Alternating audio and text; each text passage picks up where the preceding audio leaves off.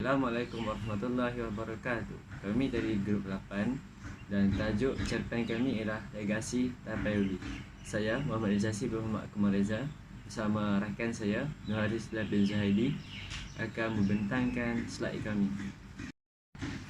Yang pertama, tema kesungguhan seorang anak kepada peniaga tapai ubi yang ingin menimbulkan bahawa makanan tradisional tersebut mampu menjadi penawar penyakit berbahaya seperti kanser. Sinopsis. Permulaan. Sejak kecil lagi, Parjo sering membantu emak dan bapanya menjual tapai ubi. Mereka sering meletakkan tapai mereka di warung dan gerai-gerai untuk dijual. Mereka juga sering mendapat tempahan dalam kuantiti yang banyak kerana tapai mereka yang sangat enak. Parjo yang sering menjual tapai di sekolah sehingga digelar oleh kawan-kawannya Parjo Tapai. Walaupun dia berasa muak dengan panggilan itu, namun lama-kelamaan dia sudah terbiasa dengan gelaran tersebut. Sinopsis. Perkembangan. Proses membuat tapai ubi agak rumit. Bermula dengan proses mencabut ubi, mengupas kulit, memotong pendek, menjerang air, merebus sehinggalah proses memeram sebelum ubi matang untuk dimakan. Banyak pantang larang yang perlu dipatuhi semasa membuat tapai ubi untuk memastikan kemanisan tapai ubi. Melalui hasil jualan ubi itulah Parjo dan adik-adiknya berjaya menjejakkan kaki ke Menara Gading. Perumitan. Parjo yang diberi projek baharu oleh Profesor Haidar. Projek tersebut merupakan kajian tentang tapai ubi yang dikatakan dapat menghalang kanser. Kajian demi kajian, akhirnya Parjo dan kawan-kawannya menemukan bakteriosin yang menunjukkan keputusan yang positif dalam menghalang pertumbuhan sel-sel kanser berkenaan. Climax. Parjo berjaya membuktikan bahawa tapai ubi dapat mengurangkan risiko penyakit kanser.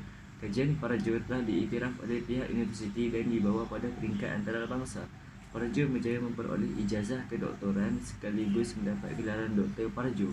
Kejayaan Parjo merupakan hasil inspirasi emak dan bapanya yang menjual tapai ubi sejak dia kecil lagi. Peleraian. Dr. Parjo bertugas sebagai pensyarah.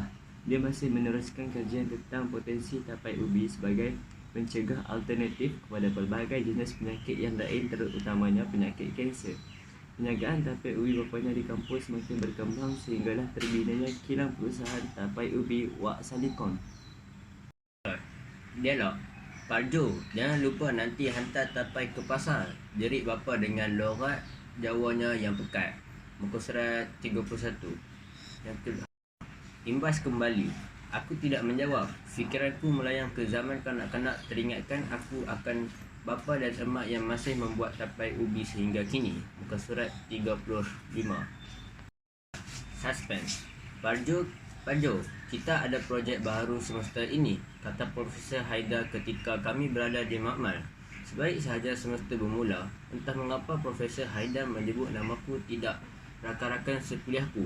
Barangkali kerana aku menunjukkan minat yang mendalam terhadap kajian-kajiannya sebelum ini. Muka surat 34. Keempat, monolog dalaman. Betapanya penyakit kanser getus hati kecilku. Muka surat 38.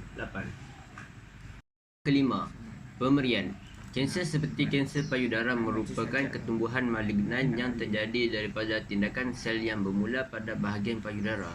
Ketumbuhan berkembang melalui proses pembahagian yang melebihi kadar keperluan organ serta seterusnya menyerang organ serta tisu-tisu yang berhampiran. Sel-sel kanser ini juga mampu untuk membebaskan dirinya daripada ketumbuhan asal sekaligus memasuki saluran darah serta sistem perlimpaan atau lymphatic system. Muka surat 36. Jadual Komsas. Nilai yang pertama ialah nilai kegigihan. Persoalan tentang kegigihan seorang pemuda. Perwatakan, seorang yang gigih berusaha. Latar masyarakat yang gigih berusaha. Pengajaran, kita perlulah gigih berusaha untuk mencapai sesuatu kejayaan. Contoh peristiwa. Sebagai contoh, Parjo bersungguh-sungguh membuat kajian tapai ubi yang dikatakan mampu mengurangkan serangan kanser.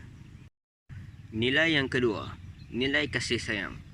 Persoalan tentang kasih seorang anak terhadap ibu dan bapanya. Perwatakan, seorang yang penyayang. Latar masyarakat. Masyarakat yang penyayang. Pengajaran. Kita mestilah sentiasa menyayangi kedua ibu bapa kita agar hidup kita diberkati mereka. Contoh peristiwa.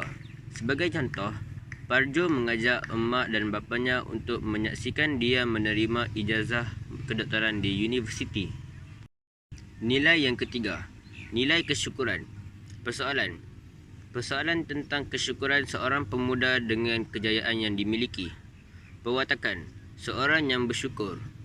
Latar masyarakat, masyarakat yang bersyukur. Pengajaran, kita hendaklah sentiasa bersyukur dengan segala nikmat yang diberi Tuhan agar kita tidak sombong. Contoh peristiwa.